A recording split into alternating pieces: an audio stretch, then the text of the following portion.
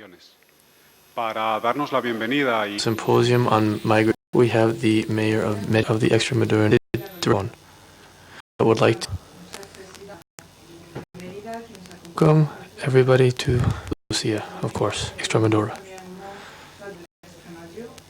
I would like to give thanks for them to give thanks and appreciate put on this event here in Extremadura. Since my social justice, just a brief outline of what we're going to journalism. We have 100 to these provinces for change. But here, things do change. We're one of the provinces that do try to foment change, not just say they want to. At the municipal shelter, there is a department that takes care of refugees. And they've attended more than 2,000 migrants from sub-Saharan Africa, Con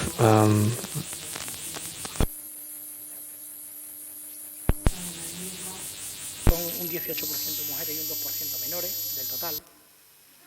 Además, 444 de estos han sido derivados a acogida integral, 26 han solicitado asilo o 34 han abandonado el recurso y han continuado su viaje. Es decir, este ayuntamiento ha puesto a disposición una instalación que era un albergue municipal juvenil adaptado en un acuerdo con el Gobierno de España y con Cruz Roja, y han pasado por ese albergue que está funcionando a pleno rendimiento ahora más de 2.832 personas migrantes. Y lo hicimos sin que nos importara qué iba a decir, ni qué iba a decir la oposición, ni qué iban a decir los medios. Lo hicimos porque había que poner herramientas desde lo local y recursos a disposición para intentar de aligerar un poco y de salvaguardar y de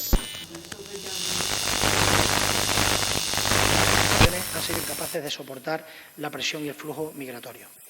Y a mí me parece excepcional que seamos nosotros hoy Mérida una ciudad que acoge este congreso, porque desde luego todos nuestros esfuerzos van a ser un ayuntamiento modelo y ejemplar en la atención a las personas migrantes. Yo quería deciros que en estos últimos meses de tanta agitación por la campaña, los políticos hemos hecho algunos, y entre los que incluyo a la Junta de Extremadura, hemos hecho bien en escuchar poco el ruido de fondo y preocuparnos de las cosas importantes que era atender a las personas. Y en esto ha tenido mucho que ver, desde luego, la EFIN, ¿no? Y a mí me gustaría que en este tiempo que va a quedar, desde aquí hasta la campaña y a posteriori, los medios, que sois los que de verdad tenéis la capacidad de ayudar a los políticos a bajar la tensión que muchas veces se ejerce sobre personas que no tienen criterio. Al final, la gente es muy voluble a las opiniones de los medios. Yo siempre digo que las tertulias condicionan mucho más que los discursos de los políticos, las tertulias en los medios de comunicación, y a veces somos los políticos y los medios en parte culpables de esa crispación y de ese discurso que se genera en torno a las migraciones, ¿no? Yo estoy convencido de que no se trata de xenofobia, se trata de aparofobia, se trata de miedo al pobre, ¿no? Abrimos las puertas, da igual del país que sea, al que viene a hacer una inversión multimillonaria, y la cerramos al que huye del hambre, del cambio, del clima o de cualquier otra de las causas que producen las migraciones. Así que es importante para la ciudad de Mérida que estéis hoy aquí, tantas periodistas de tanta relevancia. Querida Pepa, me parece que estáis muchísimos profesionales, también facultades.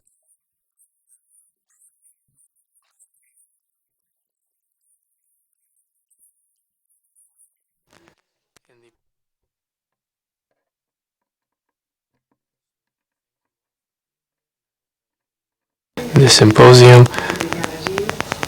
and please, I encourage you to visit any club. You're going to be here for a few days, and thank you very much.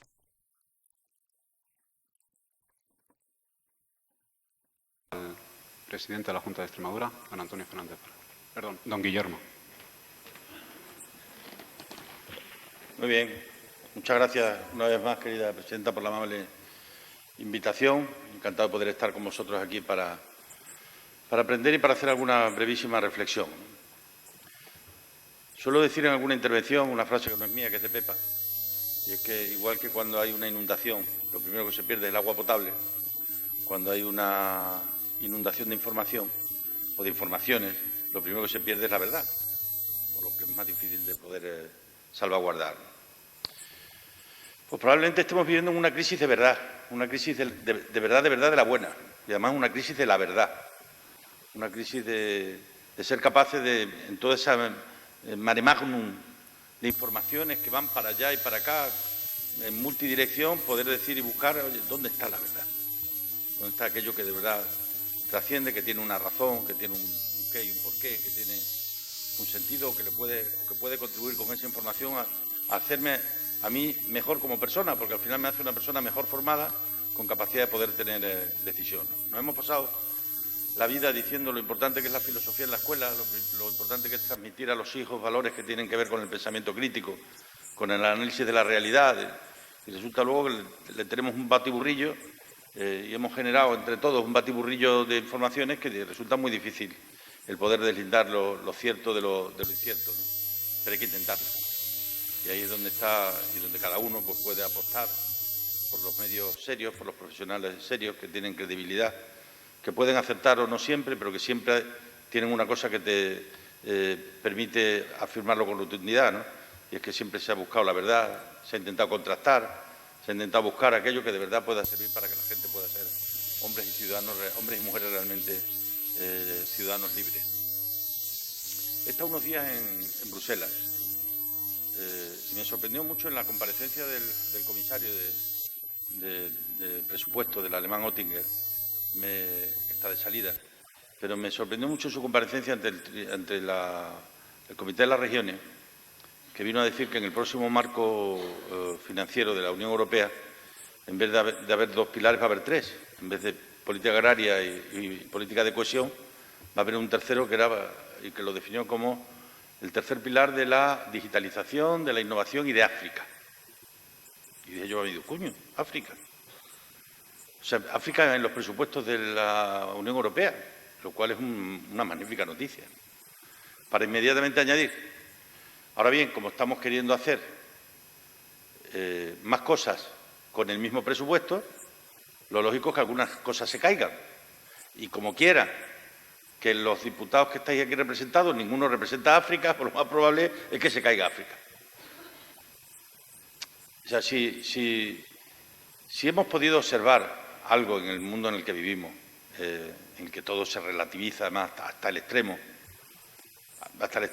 que casi escandaliza, si hemos podido darnos cuenta de algo es cómo se están vistiendo de verdad muchas perversas intenciones. Ayer o antes de ayer circulaba por allí por los edificios de la Unión Europea el huido anterior presidente de Cataluña, el señor Puigdemont. Y yo me decía a mí mismo, digo, ¿cómo es posible que en una Europa que lo que busca es la ruptura de fronteras, es decir, que lo que está buscando al final es que compartamos más cosas, que compartamos algo más que sea el campo y las monedas?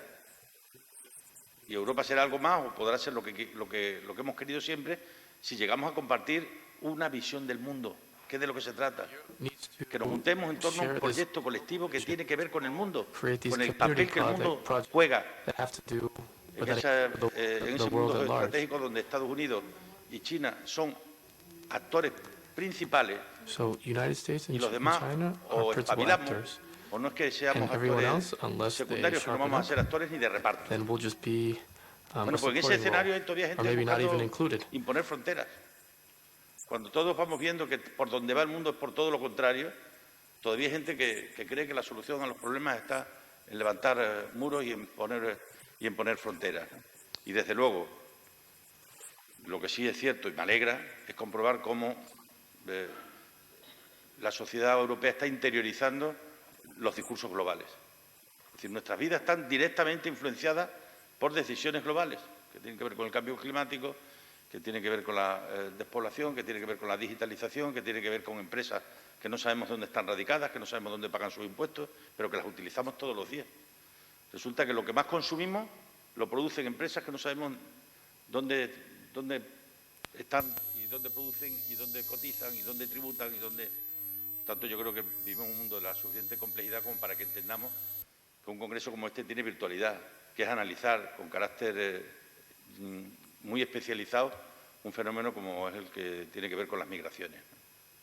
El 29 de julio pasado, y hace 2 meses y 12 o 14 días, el mundo ha consumido todo lo que el planeta nos puede dar en un año.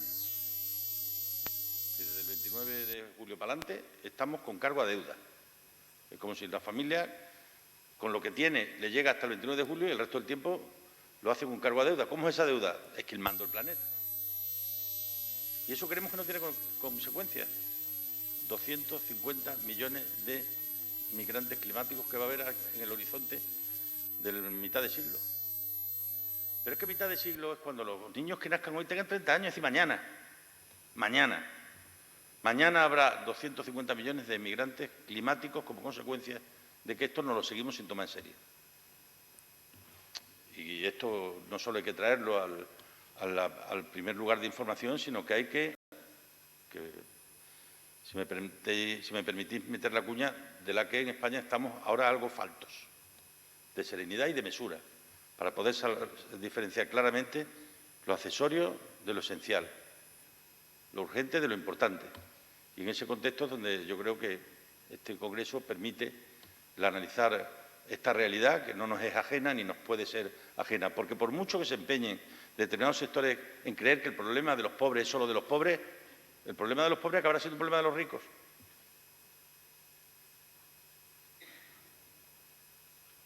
Y en ese mundo presidido por la crisis de la representación política, presided by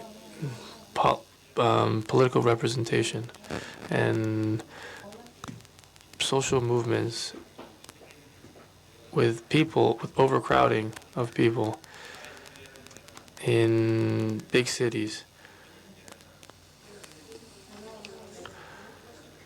Let's not forget that recently migration is in terms of from big city to big city, from mid-sized city to big city.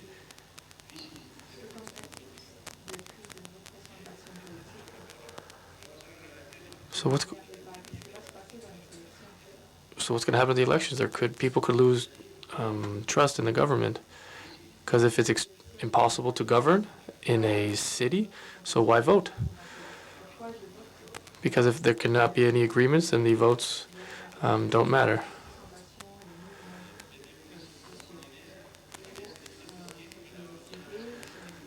So ideas are split, parties are split, and then each idea has a representative, and that's not going to work. So what's going to happen with the grand concentration of young people in big cities? They're going to turn to populism because they don't have any hope or answers. But we shouldn't fault them for the arrival of populism, because other political parties haven't been able to find solutions. So that's what we need to do, try to find these solutions, however possible. We should be dialoguing.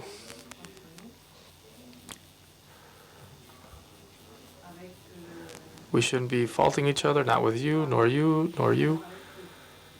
We should say whom, with whom we'll be able to fix these problems. We're in a world where no one's from anywhere, because many times we have to take decisions that are out of our control. Because other factors were out of our control.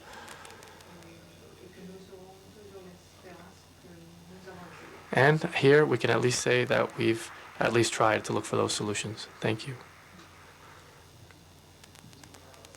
Thank you very much, Mr. President. I was extremely excited to hear him, and I'm extremely excited to hear Lucia Rodriguez Alarcón, the Director General of porCausa. So this year I prepared a speech. You should be proud. That means that this Congress has improved. So this symposium is a bit more ambitious than the last one. You're going to be extremely impressed, those who were here last year. Everything's the same, but I'm just much prettier. The biggest change at this symposium has been the incorporation of Into-X. We have our content director that's here with us, and with the help of consultants, professionals that have done an incredible job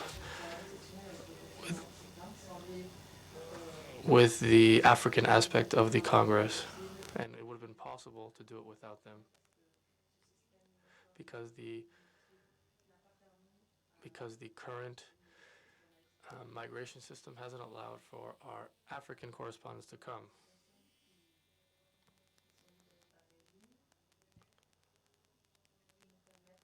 So but even still, we've been able to acquire extremely good content. So this is the only international conference on migration journalism. Migration journalism is very specific. So the first topic is the following: vulnerability. So we like to tell these stories of these vulnerable cases, and this will be tackled extremely carefully throughout the Congress. It's extremely important that the main characters of these stories are also people. We have to keep in mind that we are all migrants. Raise your hand if you never lived in another country. Second will be geographic distance. Migration journalism crosses many borders. It's expensive and frontiers. How can we get better coverage in faraway places, such as Africa?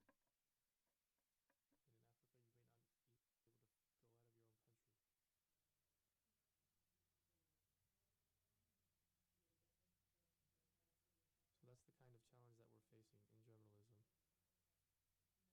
journalism. I think the most complicated problem is the following.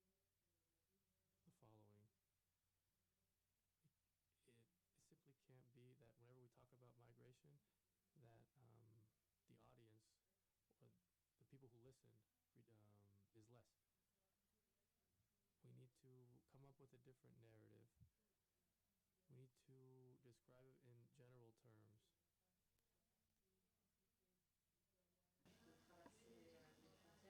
We can't just talk about them in terms of a short period of time, of a trip they took, because people live for years and years. So we're going to talk about that. So we're going to talk about these journalists as well, these migration journalists that suffer because these people's stories are extremely difficult to hear.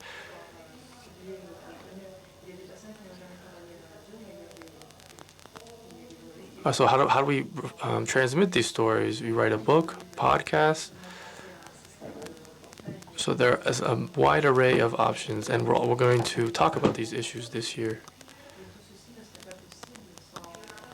And this would be impossible, any of this, without the Extremadurian agencies, local ones, that the Spanish Agency for International Development Cooperation,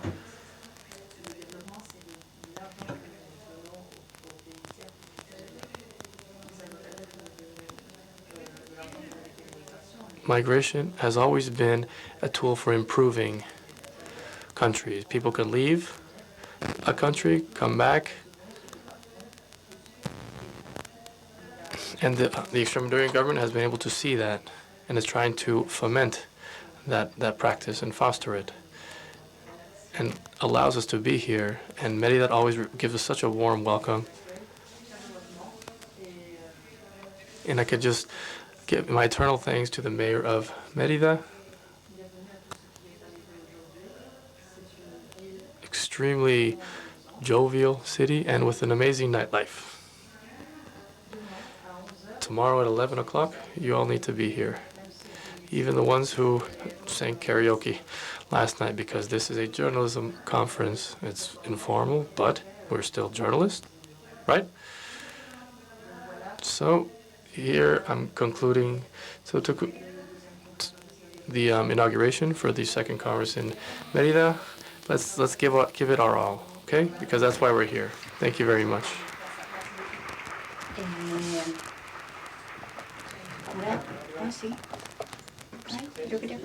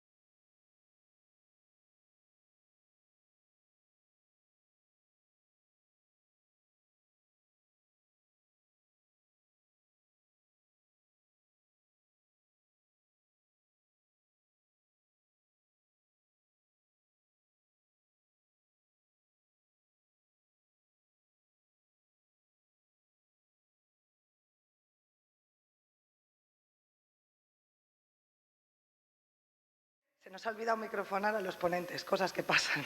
Entonces vamos a ponerles ahora el cacharrillo.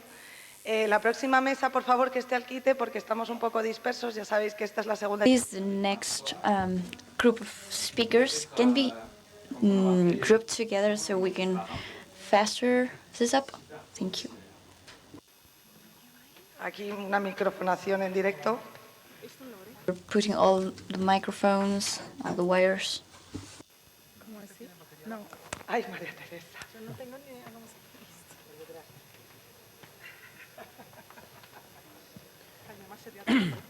Hola, hola, hola. La la la la la la la. Hello. Tonight, everyone who wants to join us in the karaoke,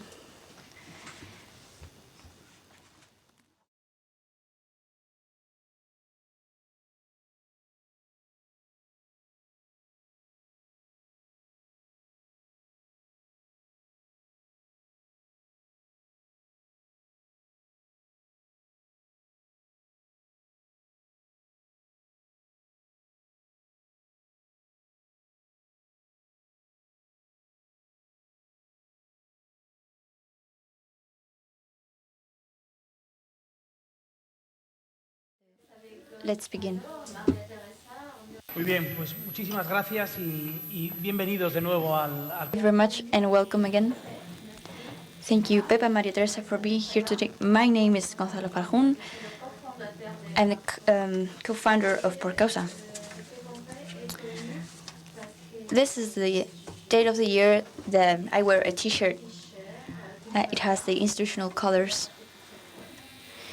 This first table, it's something that I really like, and they give it to me because I'm the only known journalist in the organization, but they let me ask people questions.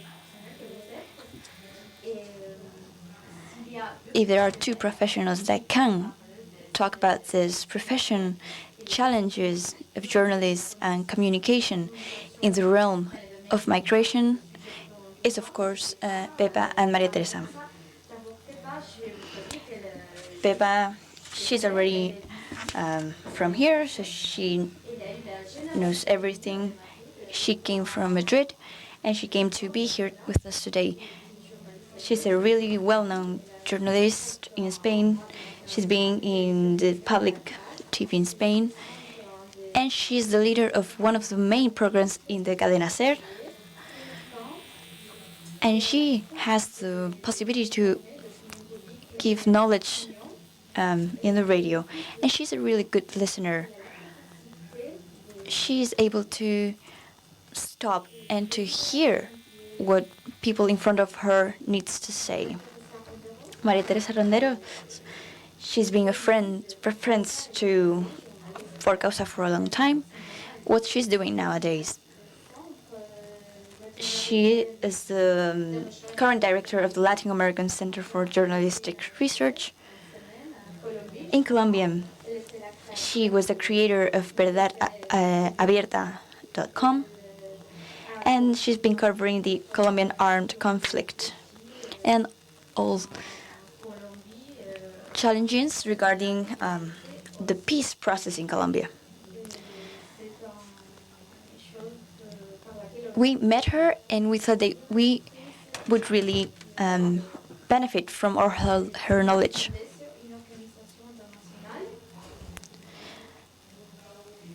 Many of us has been exposed more direct or indirectly to one of the most important phenomena that has taken place in journalism.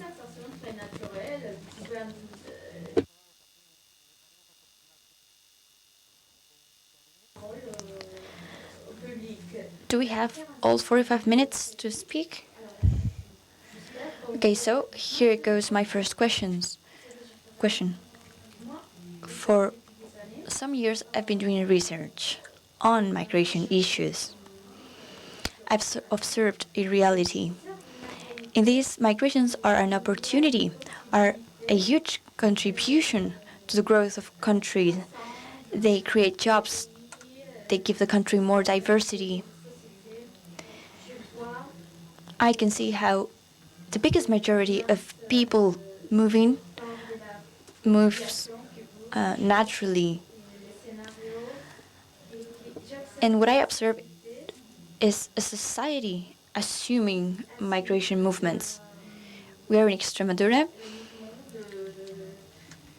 and here we know the value of migration. It's part of our identity. Everything that I'm telling you, I don't see it in media. History of migration is a story of sadness and tragedy.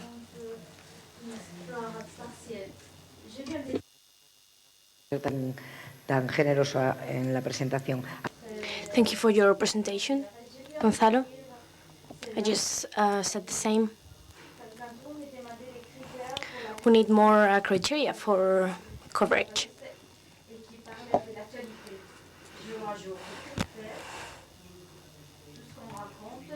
What we tell about migration has to see with war, hunger, climate.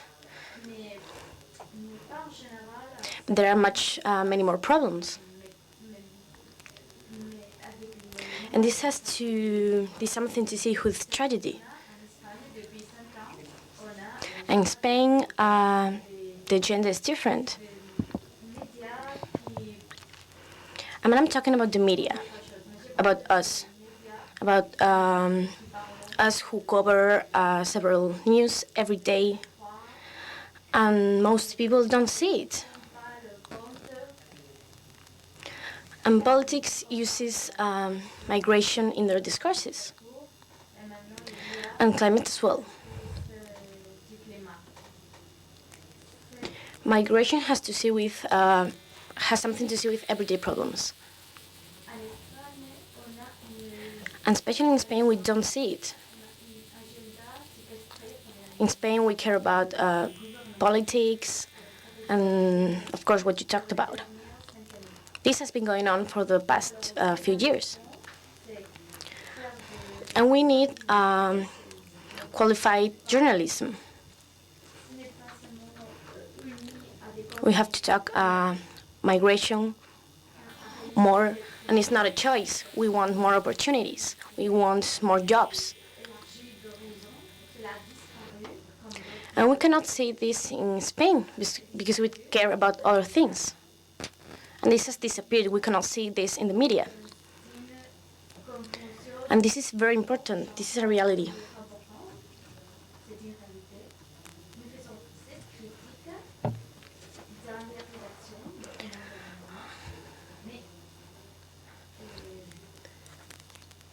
And we think about this, but the very next day we don't do it.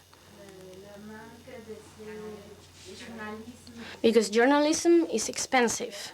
Sometimes we cannot cover what we want to cover. But this is a decision, and this can be possible.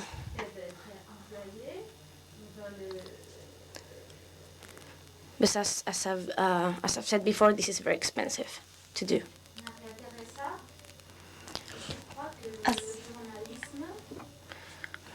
Well, I think that journalism itself is very urgent.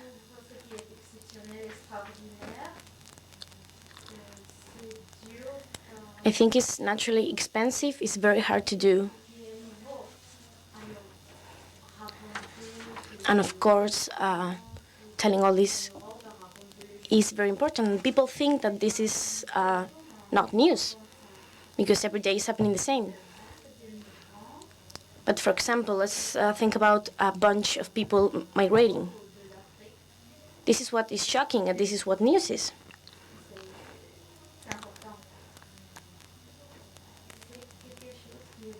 This is what journalism is about. But I think we all know that media is going through a crisis, a very big crisis as well.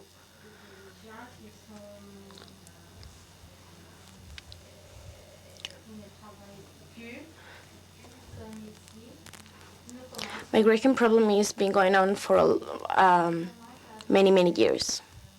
We all know this. This has not started right now in Mexico or the United States.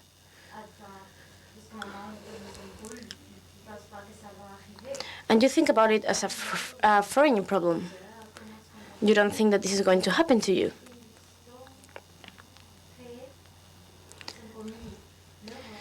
This is why I think that many media and the news have a problem, because it's easier to cover the cheap things, the cheap problems.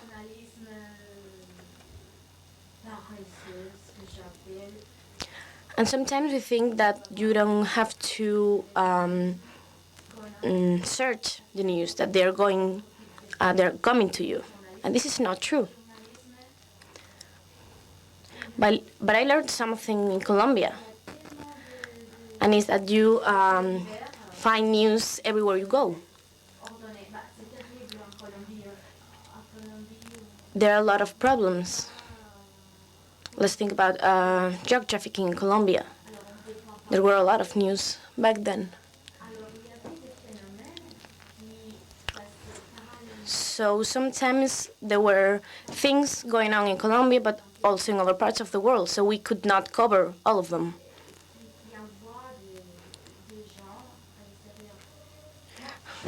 There are many news we didn't tell at the time in Colombia, but now we are seeing it. And this is a problem.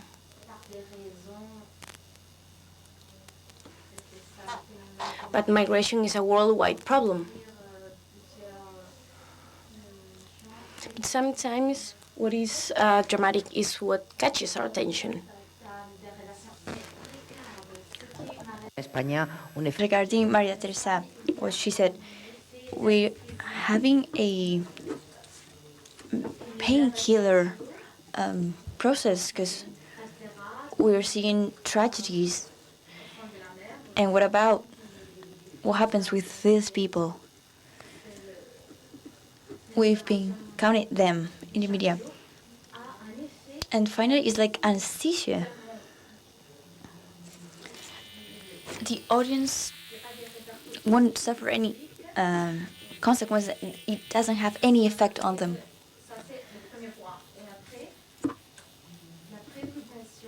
And the worries for the audience perception, that's the responsibility of the media.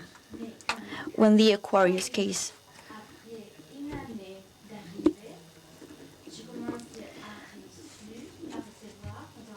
in WhatsApp groups,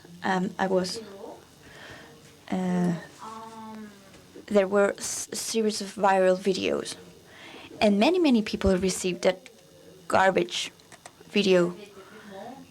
And it was a container and clothes out of that container, and the video was saying, that's what migrants do with our generosity.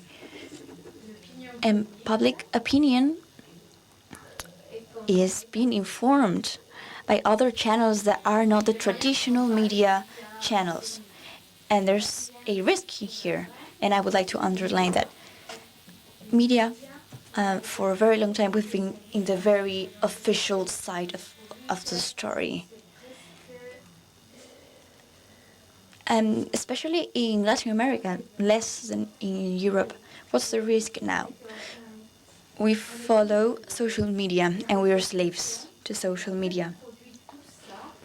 And we have no way to verify, to fact-check all that information.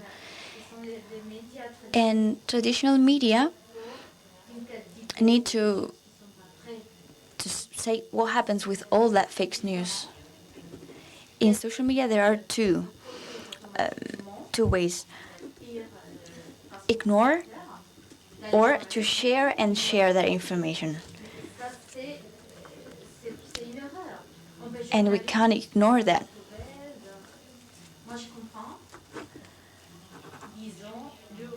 The urgency leads our agenda.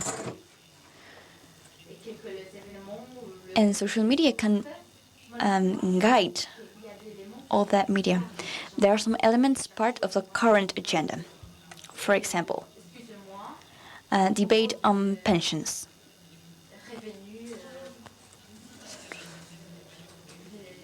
There is no way to understand what's going to happen when I get retired if we don't understand the demographic system. And this is a component that you will never see it. There's no reasoning behind, and that's what I can't understand. The gap between demographic crisis in Spain and migration, we covered it. We did a program on this issue. We talked about this horrible curve of the demographic system and the wave of migrants and how powerful it was and what do we need now. We did a program, but public debate is not in that. Traditional media, we think that we are creating that public debate, but that is not the case. But where is migration when politicians talk? Who is connecting all these dots? This is very interesting because Colombia has not received many immigrants. It's a very mind-closed country. And suddenly, in 2 or 3 years, we received a lot of immigrants. And there are a lot of people that are helping to change people's mind.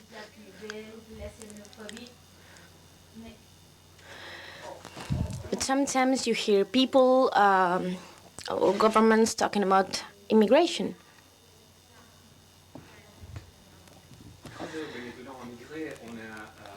And then they talk about Venezuela as well, and the crisis there.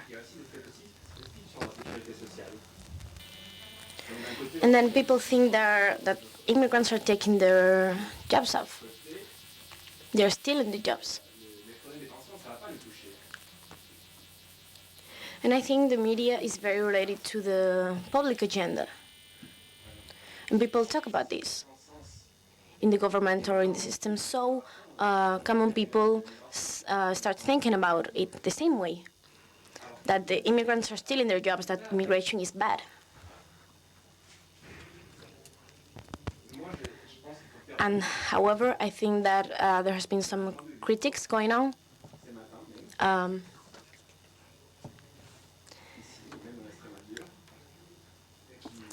And there are people that talks about migration from elsewhere.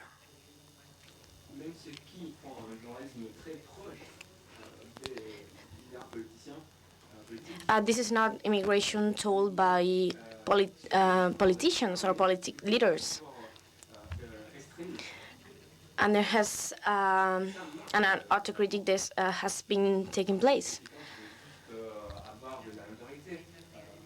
And this is a real autocritic, a critic for themselves.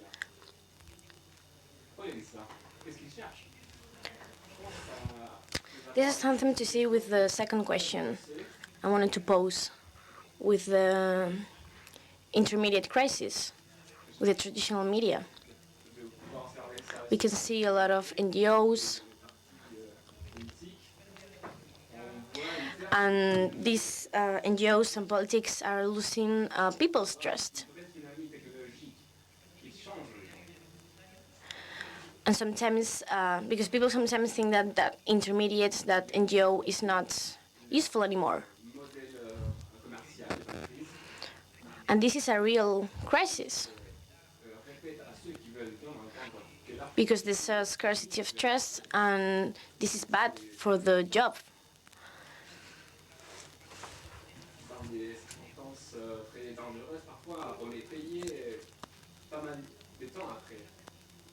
However, I wanted to ask you, Maria, something.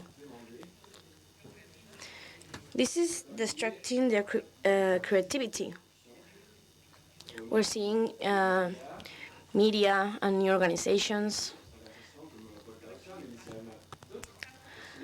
and sometimes these media and these organizations are participating in the debate, because sometimes they need resources. I mean, Latin America. What's good in this? What's the risk? Well, I think this kind of media are substitutes. Well, I'm not saying they're substituting the big mass media. However, there are many countries where these small media are capable of cover some news and do the same job the big media does.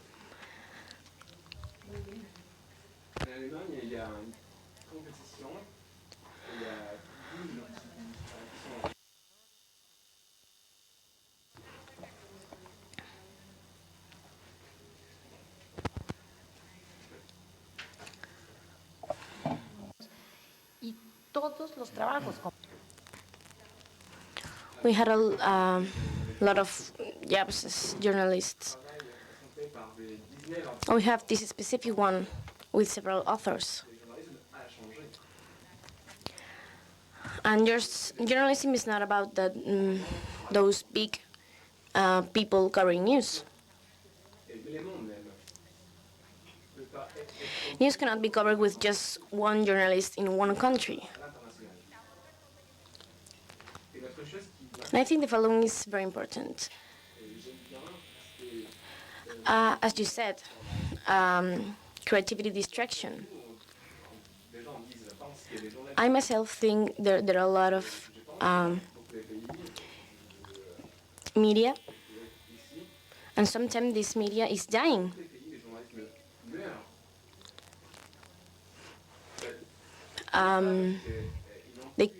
Because they cannot cover news, they are not powerful anymore. And they lost that connection with people because they do not represent people anymore. They're not a representative of the population.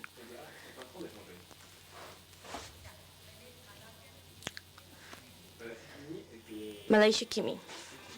Think about it. It was a media, a small one.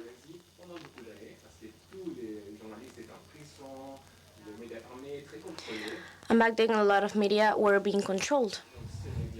But this one specifically was a small one, digital one.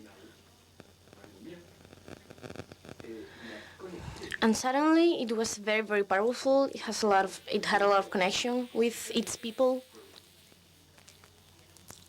And they were a political change. And I thought that they were part of it, actually. Think about the dictator.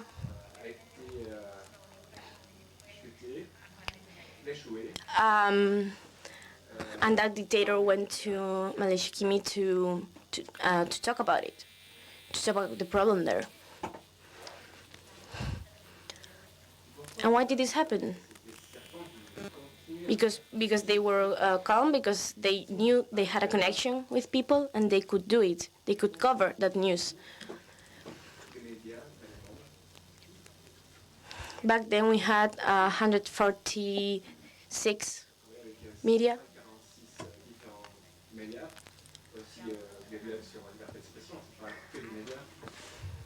And there were a lot of them who had a freedom of speech. But they were telling the truth. For example, journalists in Peru, they covered the news of the corruption. And they were a small team, but they could cover all the corruption system. And I think that small journals are recovering the trust in people.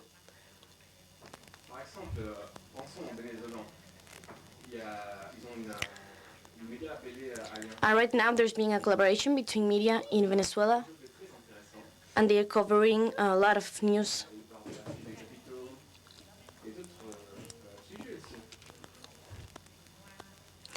And this is very innovative,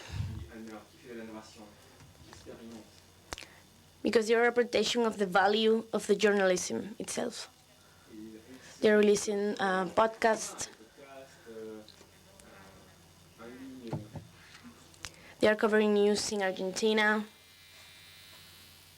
and elsewhere in the world. So this is very creative. And they are covering other news about migration as well. They are talking about xenophobia. And they hosted a campaign on migration, and it had a big impact. Some people may not know, we have come together from Medellin. She's at the back office. She's editing most parts of all journalism it's been done in Latin America. Maria Teresa was also there. And she was the one fostering this initiative. She gave us a lot of ideas for journalism today. I want to say two things. One, a bit provocative, about the concept intermediate crisis. What about the concept? I want to rethink it. Internet was the democratization of almost everything. Access to sources, other medias. And question, what's the role of traditional media? The traditional journalism. Therefore, everybody takes for granted that there's a free world without intermediaries, that I don't need traditional media because I independently can, with my computer or whatever, to have access to any type of information. But that's not true. There are 2 or 3 intermediaries, there's 2 or 3 big companies. They decide what content are you looking at. Before we have multiple intermediaries in every country, you get along with some, with others not that much. But now, we have 3 global big intermediaries, and everyone it's okay with that. Don't miss, please, Brexit in civil war. There's a sequence. It's great for journalism and great for this so-called democratization. It's about Cummings, ideologist of the whole Brexit campaign. He asked to the technician in Cambridge Analytica, how is that possible that there is a huge scandal in the United Kingdom after all that happened? And campaign Brexiter is saying, how is it possible that we're not leaving this scandal? Of course, there's no scandal in traditional media. Why is that? Because metropolitan journalists aren't getting our message. Our message is getting to those we want them to receive it. And this alleged crisis to intermediaries is just about the substitution of multiple intermediaries for just 2 or 3. And that's what we need to take into account. That all information that we move and the information we received, and we think that we get that just from nowhere, that's been decided by an algorithm. But this new ecosystem of smaller organizations, they are playing the role of filter, classification of information, something that before we had in written media at the very beginning. But nowadays, that it's much more complicated. We need to do a pedagogical work to teach, to know how to classify that information. In Latin America, it's brutal, the quality of journalism, and there's in fact a lot of that quality journalism. They have the ability to reach a lot of audience, and that's what we were talking about Malaysia. To this profession, journalist, there's a risk. We can assume that this is like a dogma or like a faith you give it yourself, even just for no money. But the greatest thing is economic independence, and that's what we need, journalists that can live on their own, economically independent. But many people have their own media. Maybe they are supported by their own readers or by private means, for example, in Uruguay, La Diaria. And they are producing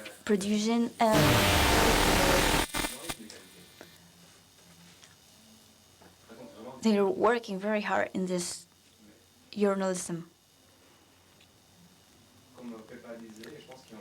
And that's our mission, that not to lose our focus.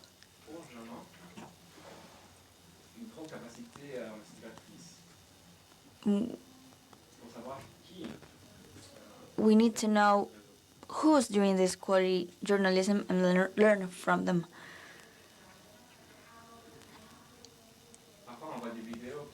And we need to fight all those fake news, like a migrant who was helped by people and he rejected that help. And that story went around many countries, and their story was changing. In some cases, it was a Venezuelan person.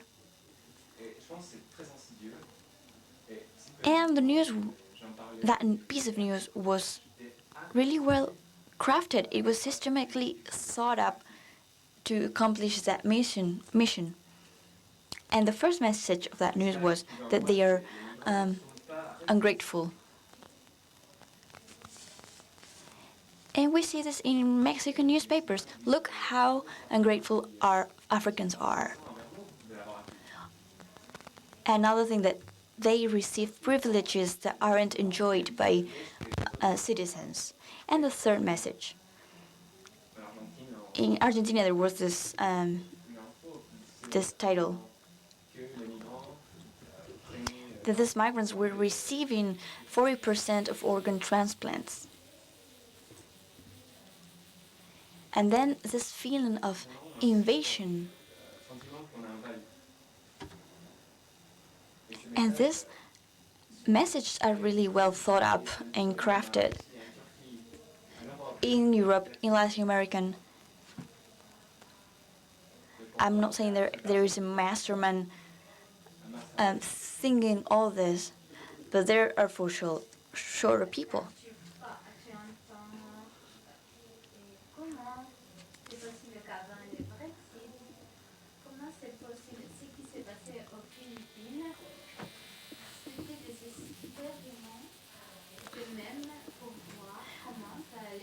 And during Brexit campaign, they were studying how that was going to impact on Trump's campaign. In the case of Cambridge Analytica,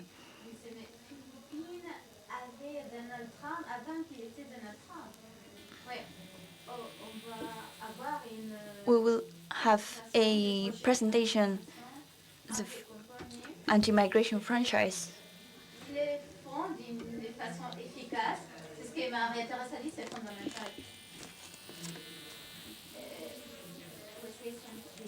And all this research can be done all together.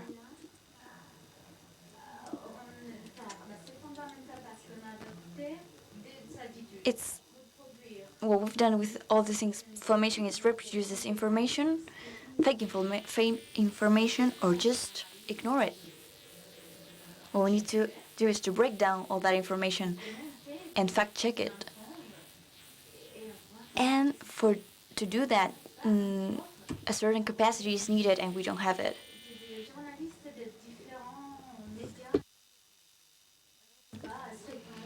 There are a lot of work to be done, a lot of things to be learned. People in university, they also need to learn what's being done in the real world. Privada, digamos, por intereses oscuros, parte que tiene que ver con el ruido de una... We know that several parts of the debate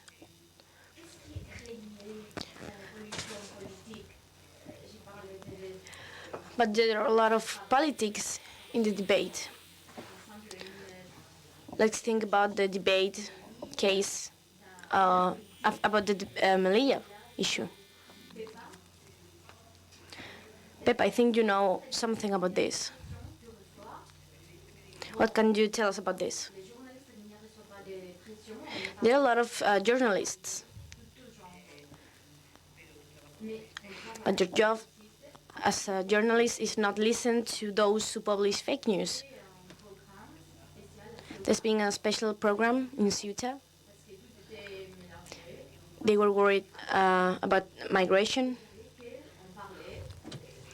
And people there have been talking a lot about what's going on in Morocco. But what are they doing? Well, what you have to do is cover the news. What is going on? What's going to happen? And that team is working freely. I've worked with Prime Time in La Ser, in the radio, and elsewhere. And you're under a lot of pressure, but especially on migration. People do not care about this. There's a lot of indifference. And there's much more indifference than political pressure.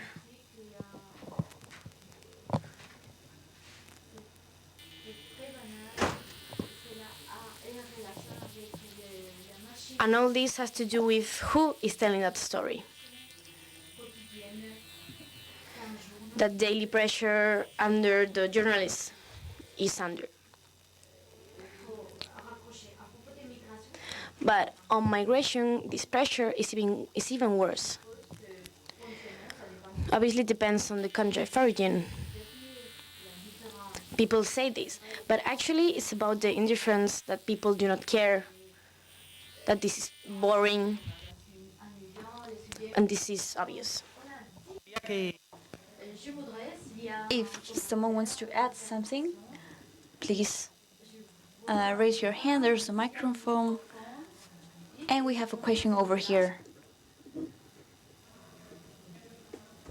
Okay, we just have 4 minutes left.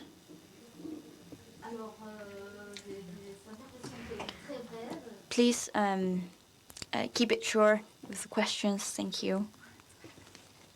Si podéis decir si sois estudiantes. Bueno, primero de todo. First of all, my name is Javier Mendoza. I'm a student, communication here in Extremadura.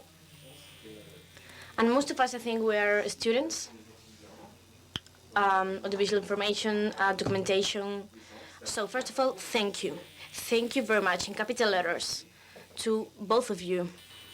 I think you are a reference for us who want to be journalists, for us who want to be researchers, and want to investigate the truth. And Pepa, for me, you're from Extremadura. I remember you when I was little. I used to watch you there in the prime time. Yeah, we're very old. When you were little. Well, back then I was 10, so yeah. So this is for you. I completely agree with you. I think the problem with journalism, with migration journalism, is that there's a lot of scarcity in the media. And right now, in the media, even the ones who work the most on migration, and there are not many people who are working on the truth, who are working for the truth. And I think that even those, when they go to Syria to inform, they suffer the consequences of being there, of being imprisoned just for telling the truth. So what do you think that could be done from up above? I totally agree with you, but I want to know your opinion. What do you think? Why do you think there's a lot of pressure? There's a lot of problems with telling the truth.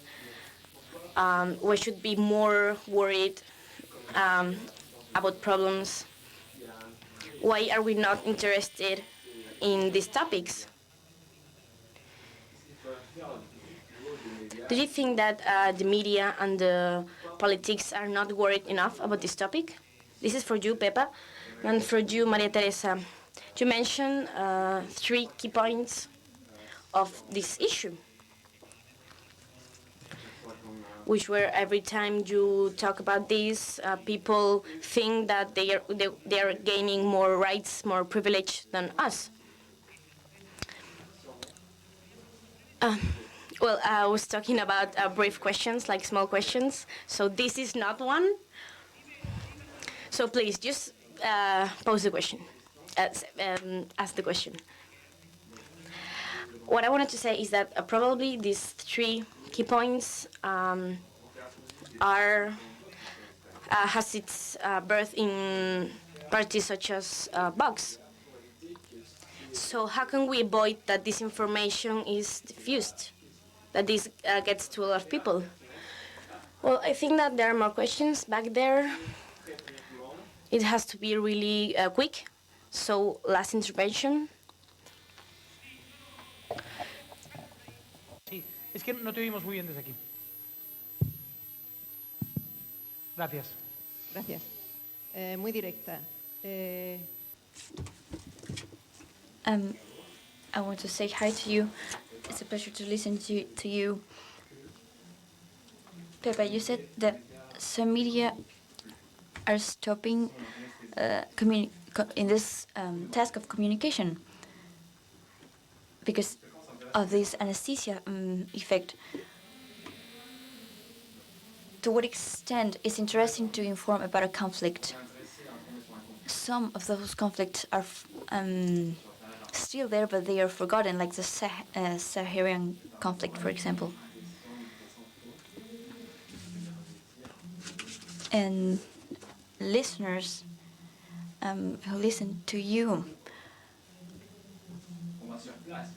we sometimes go to those places. I've been in Tunis, and we were interviewing the president of Fisher Association, and they were rescuing bodies from the sea. And I want to say that your message is doing its effect, and please don't give up on this mission. And I want to say, I didn't say that there are some media that have stopped communicating. For example, we just talk about migration when it's linked to tragedy. When that trip is associated to hunger or war.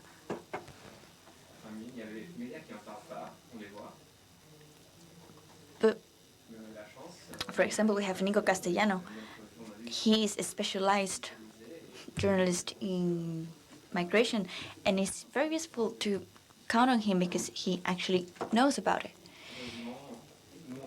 And we can inform things to people like him. I want to say thank you to you because you told us that there is no such an anesthesia effect. But we've done this reflection, but we need to look beyond, and we will always be informing. And regarding the very long question regarding pressures, what happens in this topic? Indifference is worse than pressure, clearly worse. How can we assess this? Like a show in which tragedy is the main role, it keeps your audience stick to the screen, and lack of resources, it's another great problem, and that gets in the middle of the stack of doing quality journalism. I think all extremist parties, they need to be let express their voices. And regarding their issues and their narrative regarding these extremist parties, we may be scared of giving them their voice, but it's actually our job. We need to give voice to everyone. What's the hardest part? And I did it because I lived it. The hard part is to convince the other one. With these people in the extreme right or any other extreme, how can they convince the other one? It's easy to inform people that think the way you do. For example, in an opinion article, if I go with a very harsh position, I might be criticized. It's very easy to be popular in the media. But when you're trying to explain, for example, the tragedy of people who disappeared or displaced people, those who think that's just a fairy tale that actually doesn't exist, that's the hard part, to convince them. And those people who don't know what to think,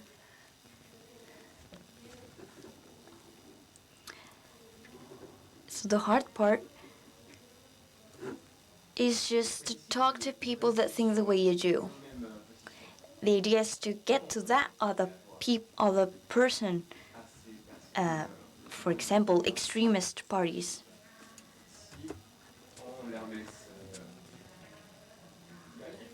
So convince people that are in the extreme part of the spectrum. They're telling me to call this off. Thank you very much, Pepa and Maria Teresa. Thank you very much.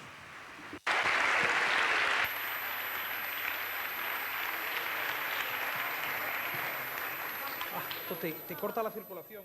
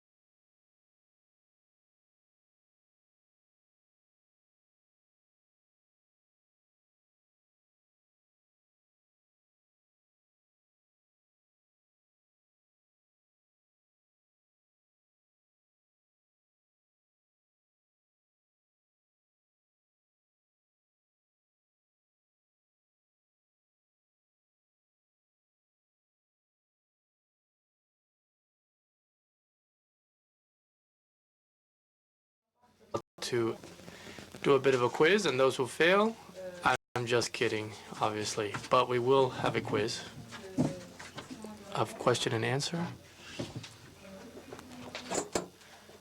So we can kind of see where we are regarding these new narratives. We call it the migration quiz porCausa. Imagine there's music and we're on some sort of TV program. So I'll ask a question, and then you, which would be the most adequate response, and then maybe add in your head points. You guys ready? Great.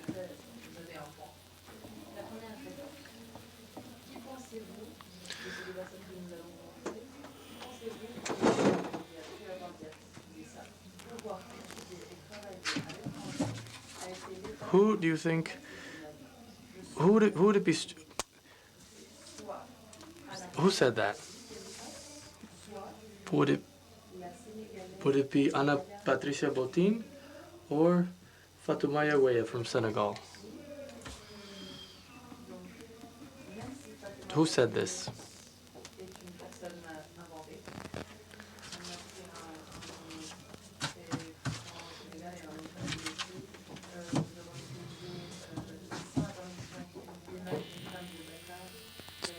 So Anna's an image we got from the BBC, and it'd be more strange that she said it because she has studied in foreign countries, but she hasn't been able to send her students because she has 3 boys. Let's go to the second question.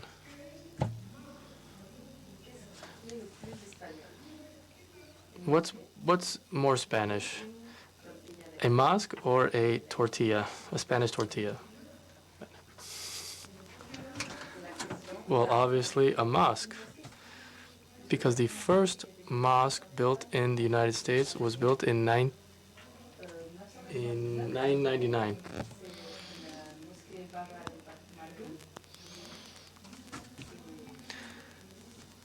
So we've had mosques in Spain for more than 1,000 years.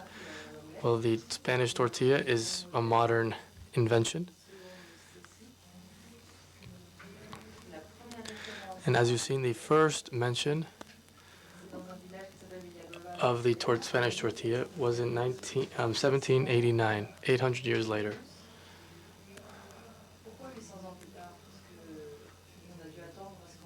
So first of all, obviously we had to wait for eggs to be widely available, and then onions, come on. That came from Central Asia, so we had to wait for a whole array of ingredients to be able to make the Spanish tortilla. The mosquitoes have been there forever. So, third question, who has given the best hug in history? Bill Murray or Nagui Shakir al-Baldouai?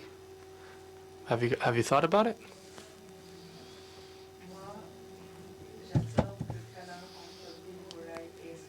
And I have to give the prize to Bill Murray?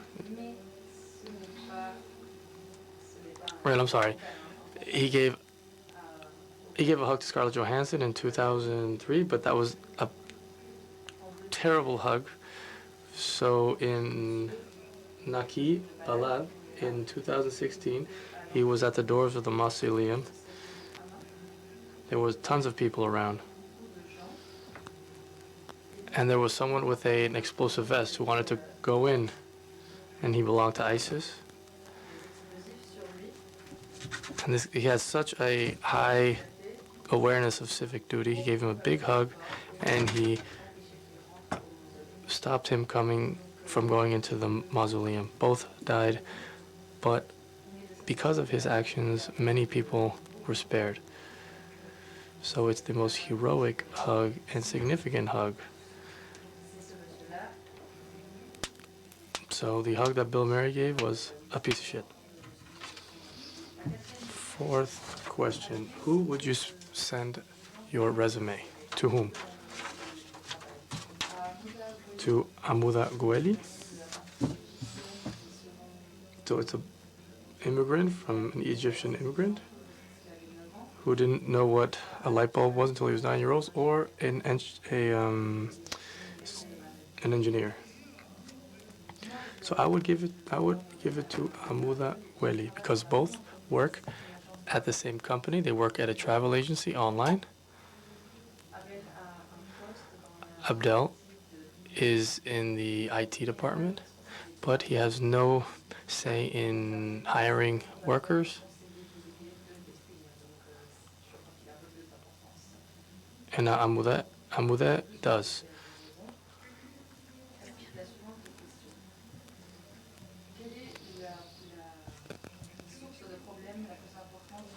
Conflicts in the Lava PS neighborhood in Madrid. Those neighbors who don't pay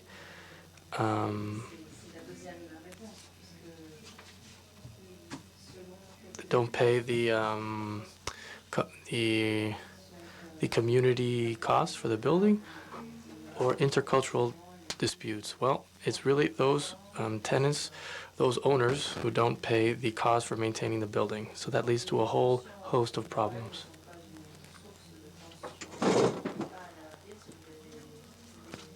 Let's go to the sixth question. What should we start getting used to? That'll be here by the year 2030. The same amount of immigration as we have now, or computers that think like men, are humans. Have you guys thought about it? Well, it's going to be the same level of immigration that we have now. That's the answer. It sounds like we're going to maintain these levels of migration, and it'll maintain itself for the foreseeable future. Last one. Who is going to win ping pong? A champion from Jerez?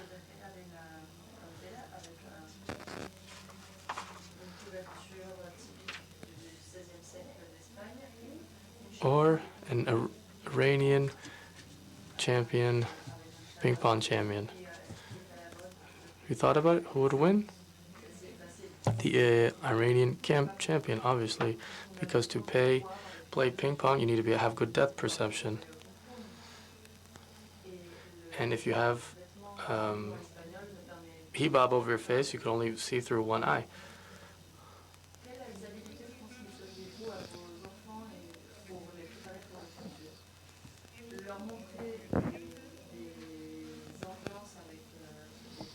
So if we want cultural hegemony, you have to look on internet. And if you go to North Korea, that's the most the heterogeneous society in the world.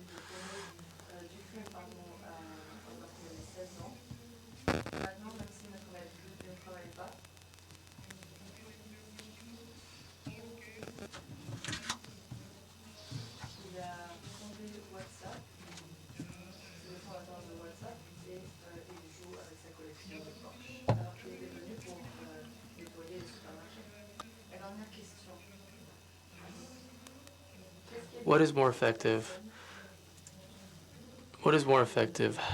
Aid from developed countries or immigration?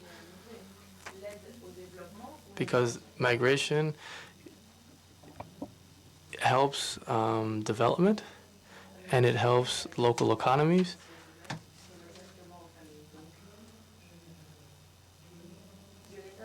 So now Violeta is going to talk about conclusions that we have made related to these kinds of cases.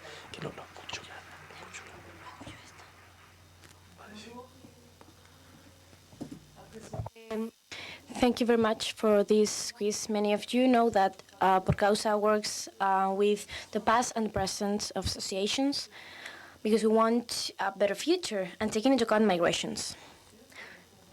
We want to share something with you. And this general perception that migration is new and is bad is not a coincidence. Migration is a natural thing. We all know this. Human history is about migration, And we cannot stop migration. It's impossible. However, most of the political proposals are about stopping migration. This is absurd. This is not possible. We're throwing money in the garbage. We should start creating the sense that migration is positive, migration is good. But probably with this, we'll face rejection. So what's the problem here?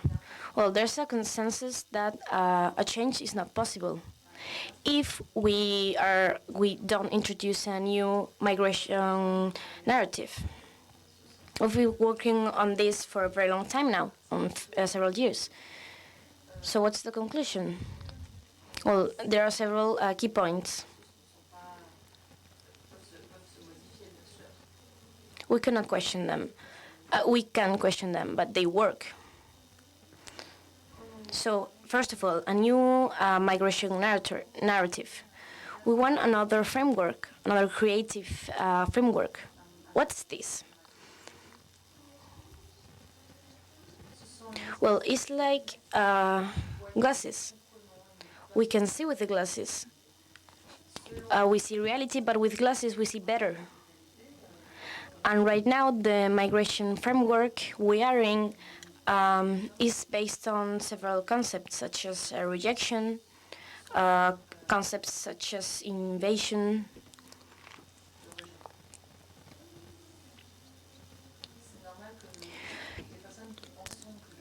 People are also in favor of migration, and we react to these concepts. We say things such as they're not stealing our jobs, they're not dangerous, migration is not bad.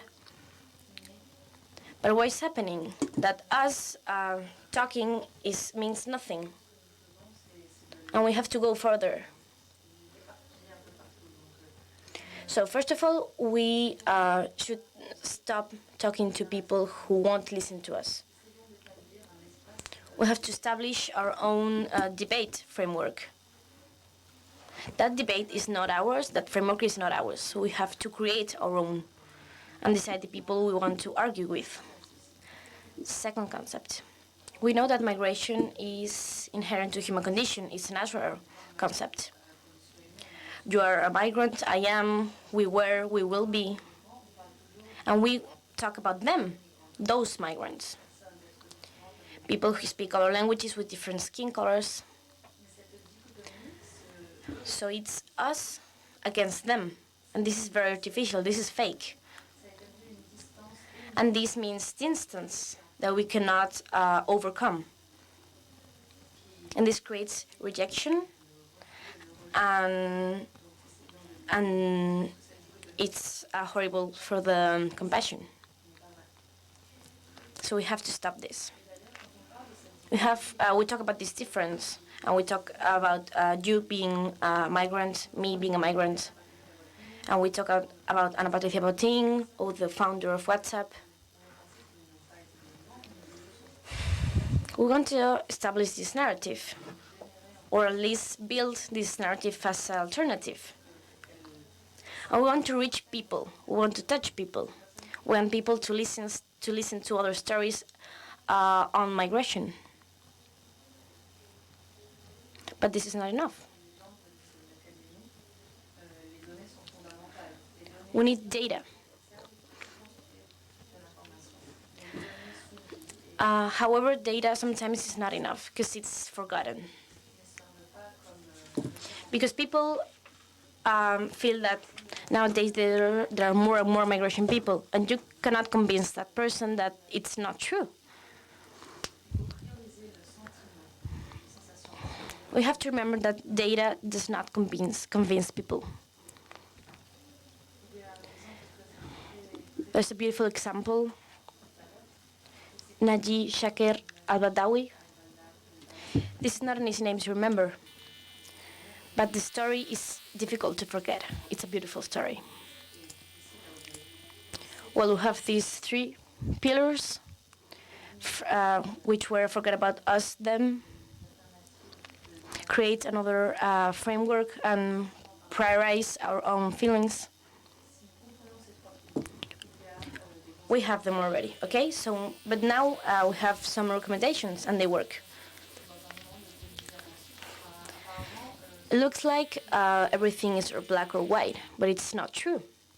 It's also gray. And people have to be able to feel afraid or be scared. So we have to listen to them to understand what they are going through.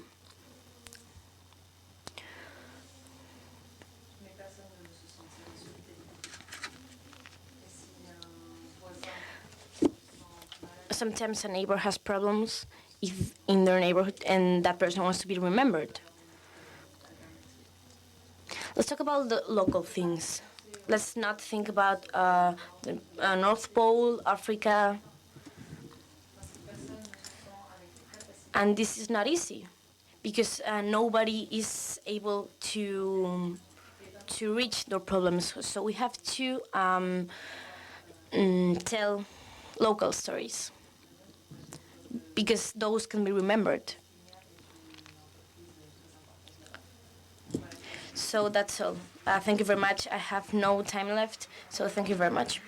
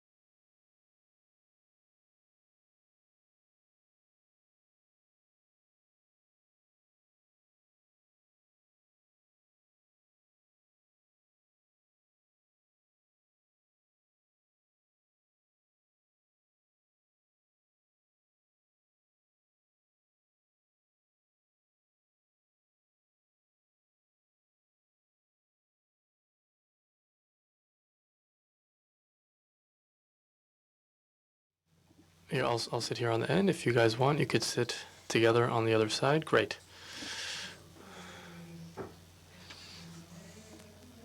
So in the opening panel and on this panel, we've talked about changing our perspective regarding migration. But that obviously affects every aspect of our daily lives and how we manage tension and stress. We have Abelia Rodriguez, a journalist, and she was a assistant director of Univision in the United States, and she's also worked for the Huffington Post and El País. She's been very different place, and she's been able to adapt to the new challenges presented by a digital age, and also victim of such a trend.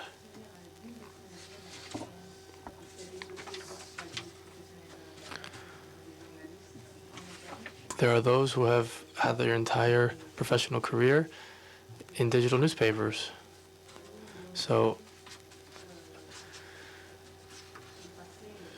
and we've seen good times, bad times, but it's all been a privilege and extremely entertaining, but exhausting, this kind of professional career. Because you've chosen to work in a profession that is in danger, that is more and more difficult to convince others, and that turns into a problem in your daily work. So I think, yes, it's a career that is directly correlated to internet, especially in recent times.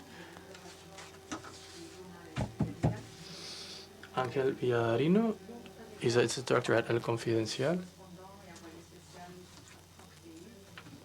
He's He's worked with the Mexican paper La Reforma, La Razón. He's worked in various projects related to migration, Melia Weiss, and has collaborated with porCausa. Yes, and that was an amazing experience. Melia Weiss. Interesting enough, my first job was an online job off an online site, a small digital newspaper for the time. It was maybe 15, 20 people, but back at that time, that was a decent sized newspaper. And I had been working as a reporter, mostly in Italy or Asia and the United States. And I've always been interested in migration because all the events I have attended as a correspondent were extremely related to migration. In China, and many times I felt like an immigrant, less just in China. I felt like an immigrant, an actual immigrant, and in the United States as well. So in that sense, you become more empathetic with migrant experiences because you're constantly changing country, language. You have to keep doing paperwork, like how to go to the doctor. For example, in the United States, you have to pay for things that are free back in your country. It's just difficult. You have to just make it happen. I've written about the Chinese in Spain. I worked for a few years. I was back and forth between China, and I put a lot of hours into that book. So I researched quite a bit about the Spanish community in China. Great. So since we're talking about telling stories, so we're blessed to have Santiago Sanu, a film director, son of an immigrant, and he's going to tell us a few stories, such as Doors Without a Return, and among others. Santiago, I've heard that it was because of a migration story, that you decided to become a journalist. I would just like to... A film director, sorry. So I'd like to give thanks for being here, because journalists give me a lot of material. So the power of journalism, I think, is extremely potent, especially in the minds of young people. Journalism is just a part of the. I used to think it was just for older people, but I see young kids that are 18 years old reading El Diario, an article in a Spanish newspaper.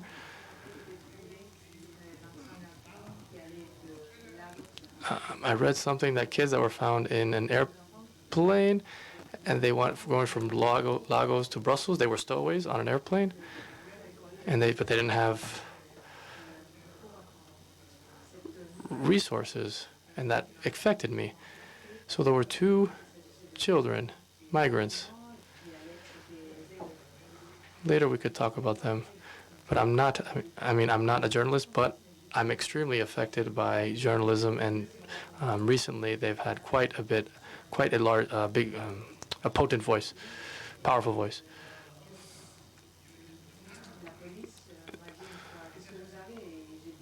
And a police asked me one time, "What's in the bag?" And I said, "It's a gun. It's a gun." And he's like, "Open it." "No, open it. You open it. You open it." "No, it's a script. Relax." That's what I told him.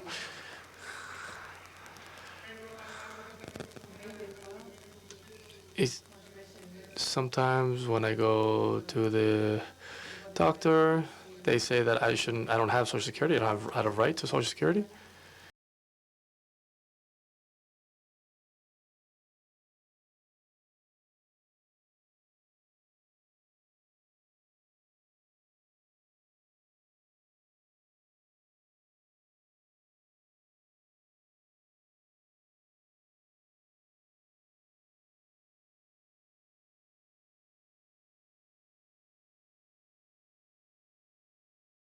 maybe there's many times they're interchangeable. People in film become journalists and vice versa. So we have little time and lots to talk about. So I'm going to ask open-ended questions, even though it might be directed at one person. Anybody can contribute.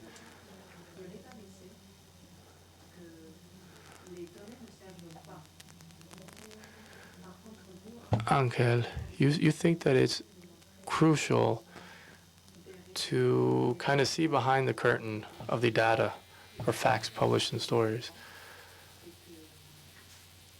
But I think that when migration is reported on, usually two things happen. There are some media outlets that are against migration in general terms. They're hostile.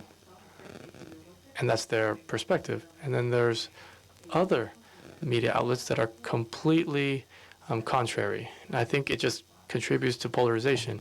Well, I think personally, in the first group, there's really not much to talk about, especially in this environment. So I'm going to focus, obviously, in the second group, and we would all agree, the group that we all agree on, their perspective.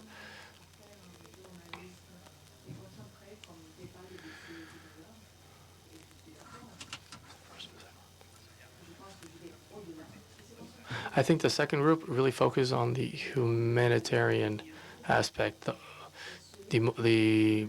particular moment of tragedy. So in that particular moment of tragedy, we'll all be in agreement. We're all there. We're all in agreement. But I don't know if that's enough.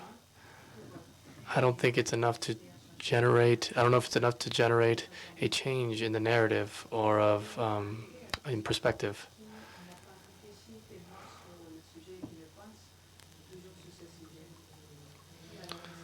Pepa used to talk about making people feel numb. So this is my approach. I don't think it should all revolve around a humanitarian issue. But an example would be the Canadian government. Like the migratory model in Canada, it works, it's efficient. The society is in favor of migration. It's talked about in terms of economics and finance, and how the newcomers, these immigrants, they call them newcomers to kind of change that word association. They are fundamental in the economy, and that helps sustain pensions, Canadian pensions.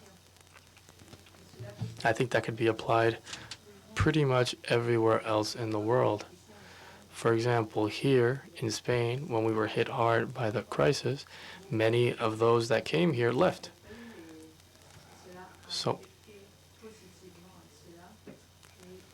And that was because migrants go where they think there's going to be opportunities.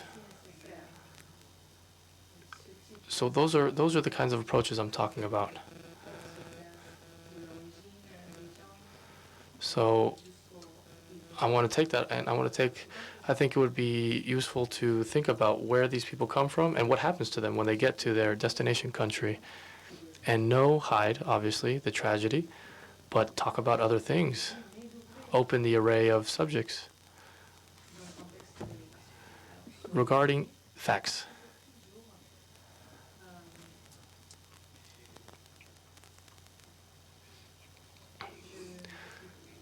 Here, I'm in agreement with the general narrative.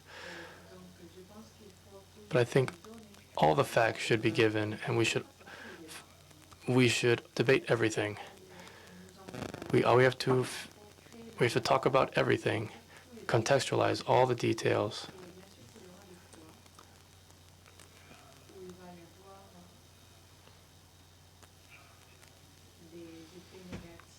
So there's obviously negative aspects of migration, and it's there, and we need to deal with it.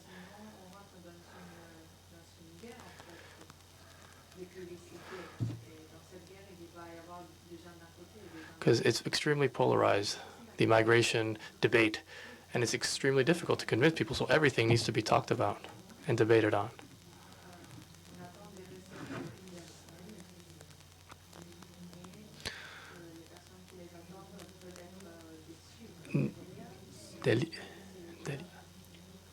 Delia, you told me the other day is that you should try and, as a journalist, see who's my audience, what is the media outlet. It's something you always need to take into account. Yes, obviously, it's extremely obvious, but only we would only you would personally know what your perspective is. So these are amazing. These kinds of congresses.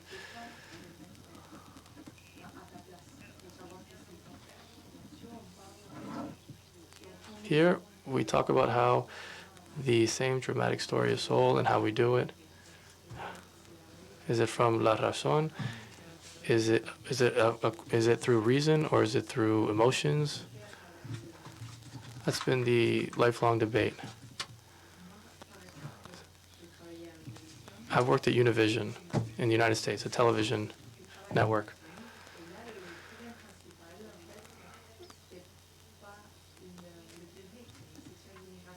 That wasn't the problem because the immigration section was the most widely read section. And I think that is science fiction for a Spanish media outlet. So there was a video that talks about what would you do if it knocked on your door, immigration.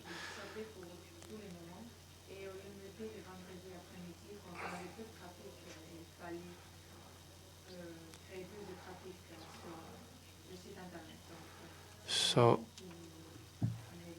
it has nothing to do with a Spanish media outlet, how things are done over there, how things are produced.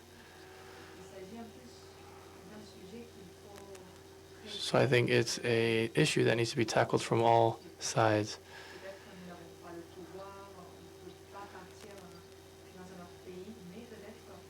So maybe you're an amazing photographer, and maybe you can identify that iconic hug.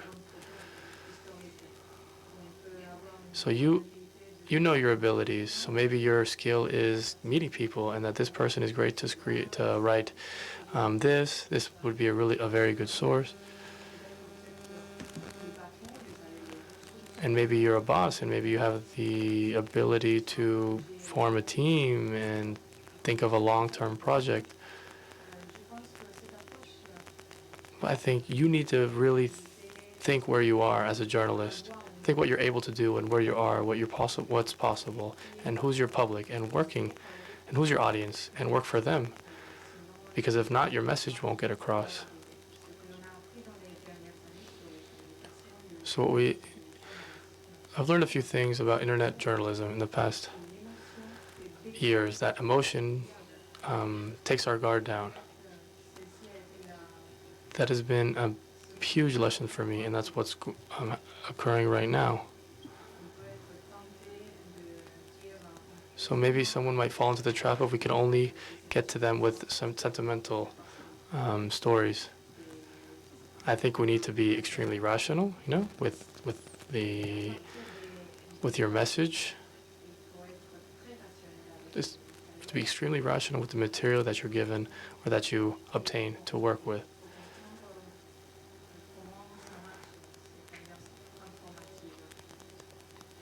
So when you post a message or a story online, so you're not working with just the emotions of one person.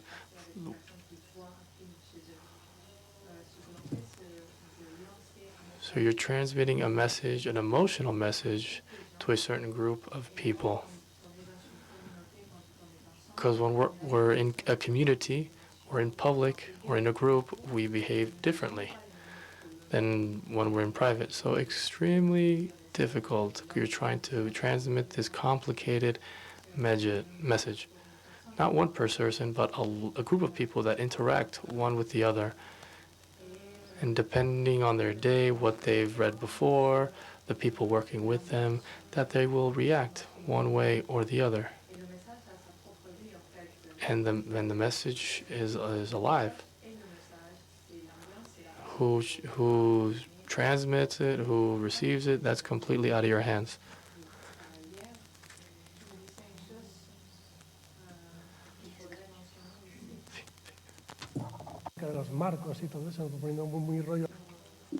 I was talking about frameworks.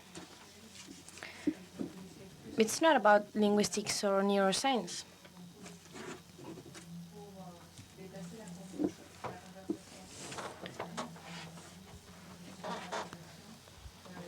Sometimes we take ideas from the literary studies. Well, yeah, I think we are creating things that are already written or created. So we're trying to understand the whole universe of stories, or we're looking for viral stories. But if you go beyond, you find other things, narrative structures that are already there, that are clear. And we have this trend to explain things, to find things. Sometimes that's it, but other times, because we want them to work themselves, to be useful. And sometimes we think, oh no, I told the same story 100 times and it's not useful anymore, it doesn't work anymore. And you analyze the whole narrative you worked on, and maybe you are repeating the same adjectives, maybe you are highlighting the same thing, the same process. You're going through the same process over and over. So we have to learn from other studies, from other fields. Because for me, internet is a very complex network. There are a lot of stories that want to go viral, people that want to be heard, and everybody's telling the same. And it's not about narrative frameworks. And sometimes it's because of my studies, because of my degree. But for me, this is very helpful to think about a book, to think about a novel, to think about literature, instead of thinking about narrative frameworks. Well, if we're talking about telling stories, we should talk to Santiago. Cara Sucia, you have a new film. Because Delia, you were telling me yesterday that it's not about certain books or certain stories or certain novels. Because sometimes we see the same pattern in everything we tell. Well, I think that there's something going on. There's something that's not going on with the media. And for me, it's different. Because sometimes addressing my migrant stories is very difficult. Because telling the story of a boy, you don't know there's his story. Maybe he has a father elsewhere.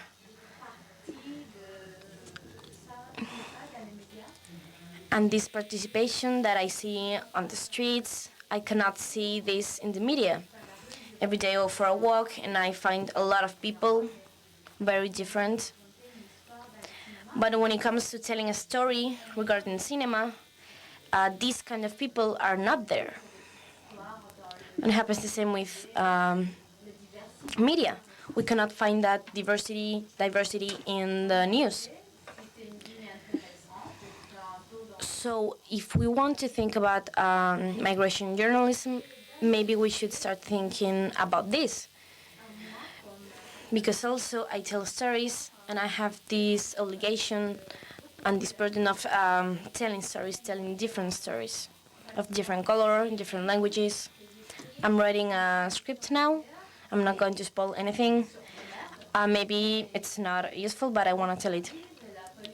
So there are these policemen this policewoman who is black, and she gets to this hospital. And there's other person who is black as well, and look at this police officer who is black, because both of them were black. And that girl in the hospital was asking, excuse me, do you speak Spanish? And this is a very useful story, because they are representing the black environment.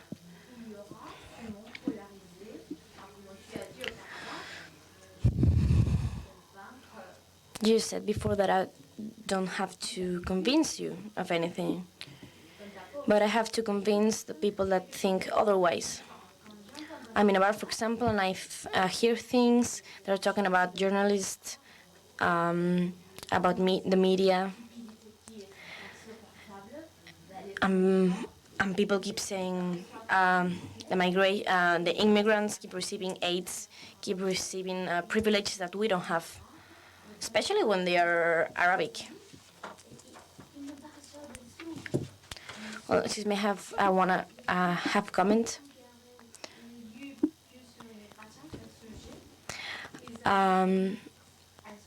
There are several civil servants that. Well, there was a story with civil servants in Twitter, and we came there to talk to them because this issue went viral. Sometimes you feel affected by these issues, by these topics.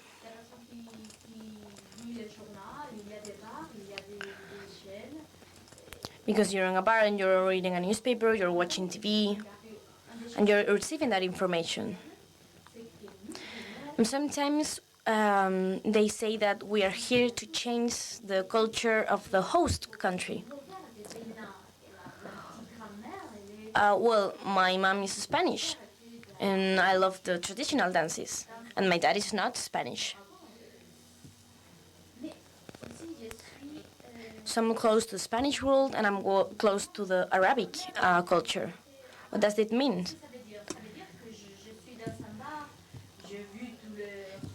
I'm not going to a bar and feeling threatened by the culture of Spain. So people keep saying that, and it's not true. And obviously we have the invasion concept.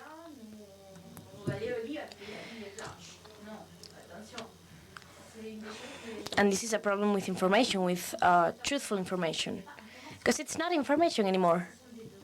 Because it's fake news. It's fake data. So I'm very, very worried about this fake news regarding migration.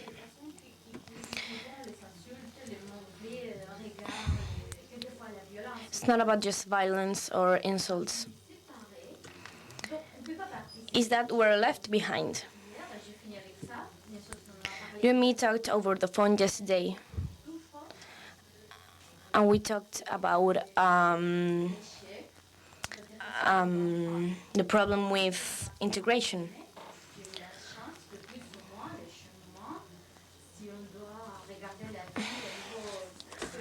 I'm a boy and I'm not suffering this crisis, but you go to a bar or to a cafeteria and you hear certain things.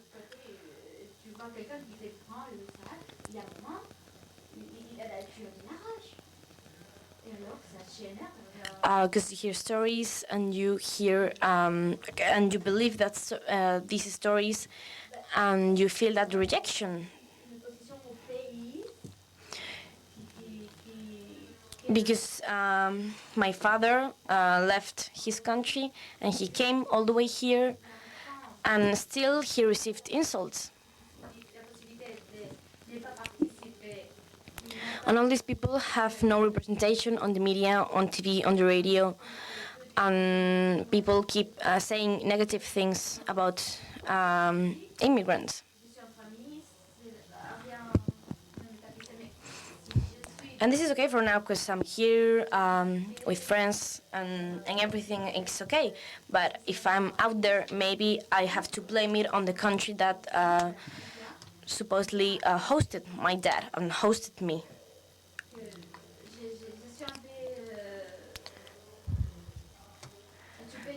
We keep asking people questions about what we should do. Well, should be careful with them, with the news,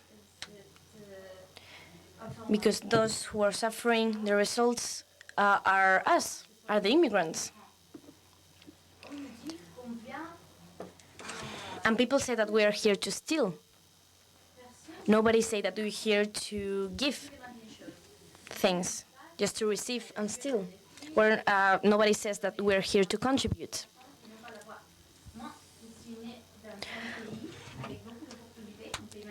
If I were born here, I could have gone to high school, to university, and freely.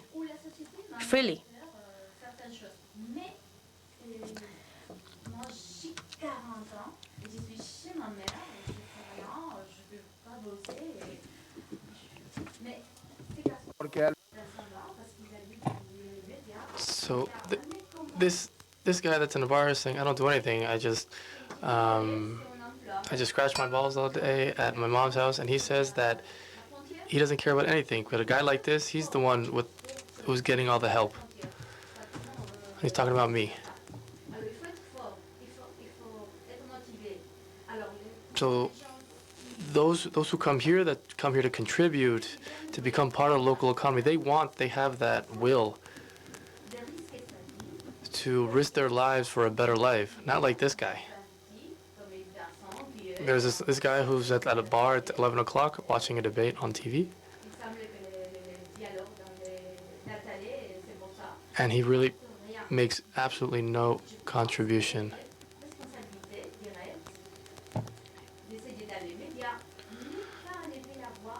So I think, from a journalist perspective, we shouldn't silence anybody, but we should think twice about the news that is. We should think twice about where news or these commentaries and perspectives are coming from. So it's like when you're on a motorcycle, you see an obstacle. All you see is the obstacle, and you don't see a way around it, so you're going to end up just going right for it. So when a message is transmitted, for example, fake news, hate speech,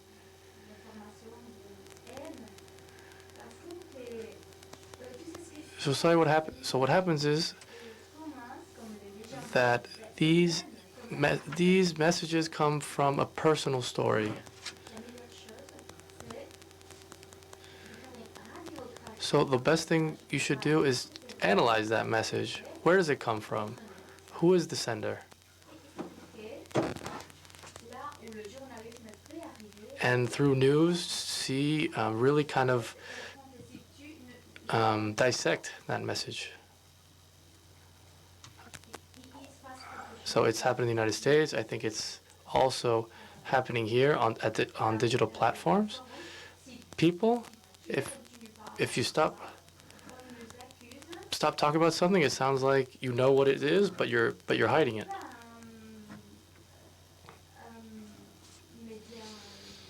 So in our paper, we don't have a social section like El País.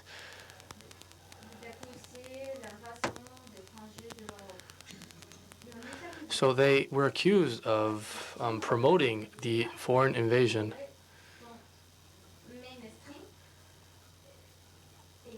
But if you don't publicly try to refute these arguments and try to find the origin of these messages and the frustration, the origin of this frustration, we try to talk about that and comment on it.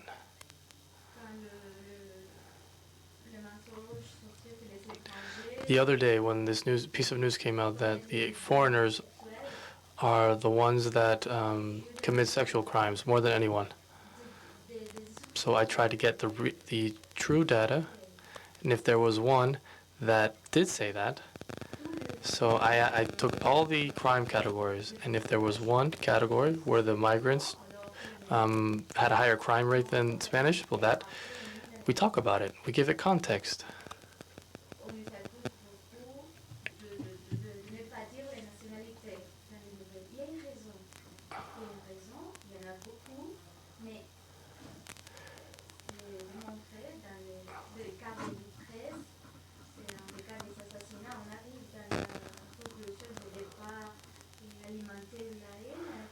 There has been concrete cases, for example, hate against the Dominican community, the way we presented data, so we stopped doing that.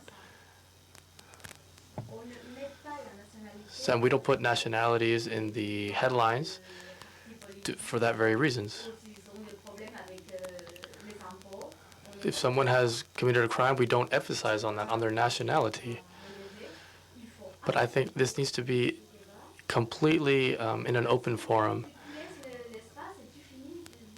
Because if not, you just end up talking in the mirror with those who think just like you. That's the big problem. That's where we all risk our professionalism.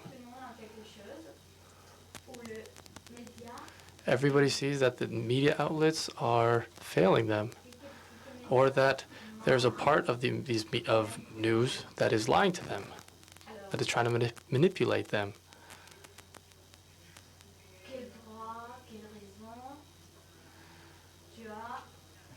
Later, you could kind of make sense of it, or you can try to develop a certain story.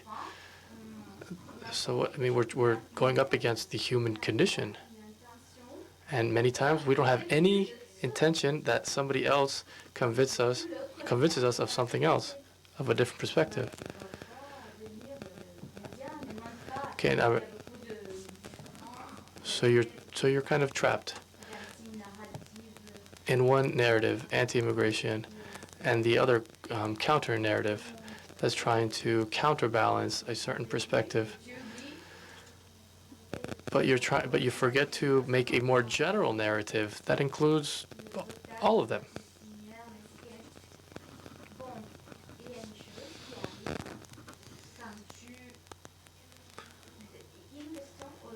It's also a matter of boredom and saturation, media saturation, the same thing over and over and over again. So that's why the extreme points of view are more, they get your attention. Because if you invent something, then that's much more exciting.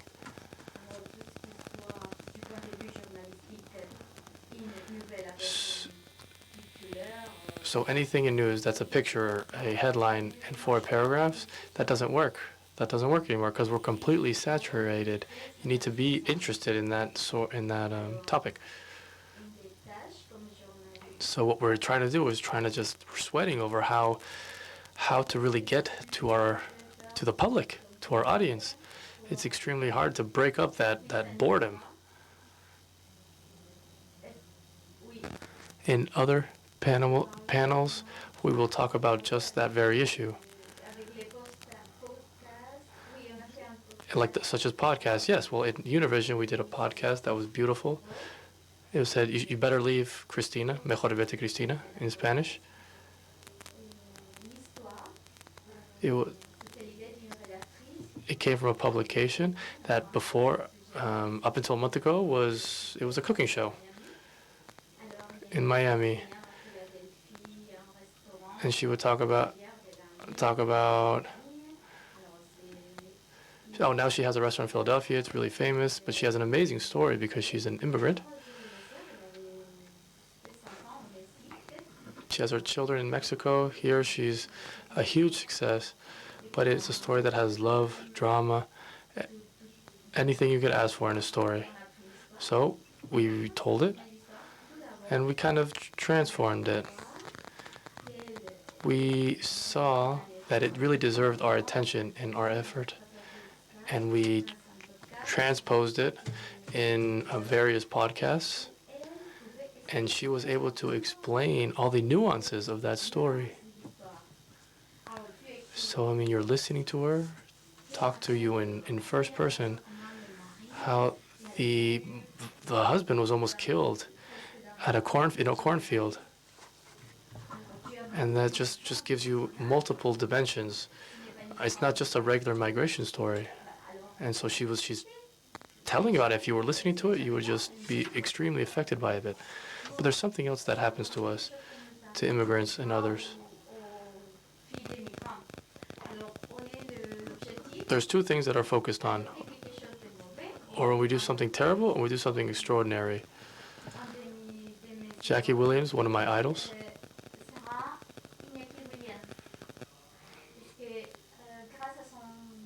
Because of his hard work, because of his work, he's basically showed that you could be black and Vasco, but you have to be a football player. So whatever black guy that said, "Oh, I'm Vasco," people say, "What? How can you be Basque? How can you be Basque from north of Spain?" Oh no, the time is running up. Time is running out.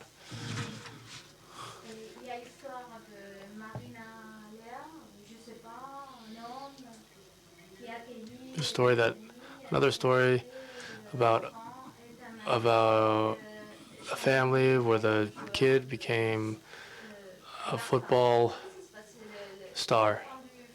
But so what happens if it's just a regular kid? It's not an interesting story. So what do we do there? It's a bit weird. What happens to the regular kids? So we have to be careful how we tell story.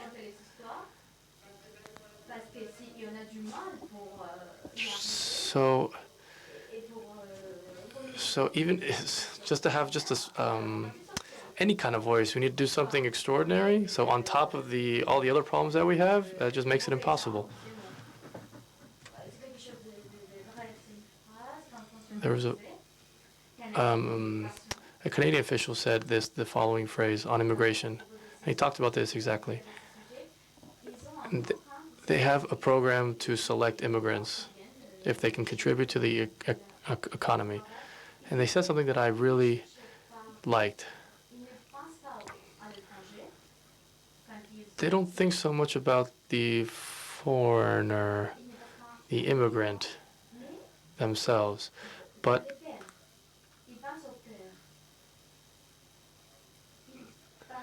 so they think about in terms of a Canadian father.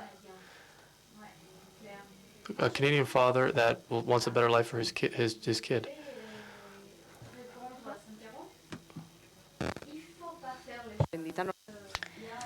I think that we don't have to behave very good or just very bad, just normally. But it's not everything about journalism. It's also in art, literature, cinema, and there are a lot of nuances. And I agree with you. There's a lot of abuse in these extraordinary narratives that end up super well. And what we have to do is identify our own structures and see if we're leaving other structures behind. And I also agree with you when you said, okay, where are the immigrants journalists with different backgrounds? And I think there's a lot of lack in diversity in the media. And this is a very serious problem. And I think this is going worse, this is worsens. Because how do you become a journalist? Through a master's degree. And these are people that can afford a master's. And with your migration quiz, well, I find it very, very useful, very beautiful. But I would have said, if you're told this new, what would you think? Because if you're wearing a burqa and you're from Senegal, you're telling a story. Well, if you're Pepa Bueno, you can tell the story, but if you're that person, you cannot tell the story. So these kind of people have to be trusted, not just because you're a journalist, because they have to be trusted. Well, we have no more time left. We cannot hear the questions of the public. of the audience. We have so much to talk about, and it's not only about anti-migratory debate or other debates, but there are so much we have to talk about. We have no time left. Thank you very much for coming.